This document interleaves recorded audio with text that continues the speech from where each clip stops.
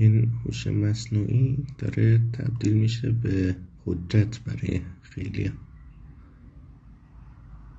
شما خودت عقل داری و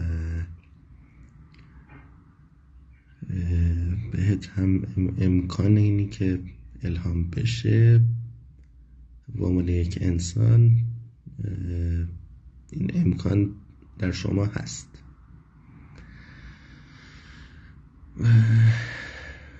خوبه استفاده کردن از هوش مصنوعی به عنوان ابزار، اما حجت قرار دادنش حداقل الزاماً خوب نیست. حالا شاید موقتاً بشه چنین استفاده ای هم ازش کرد در سطح شخصی، اما اینی که توی یه سطح اجتماعی یک نظر رو بگیم خب این دیگه درسته، این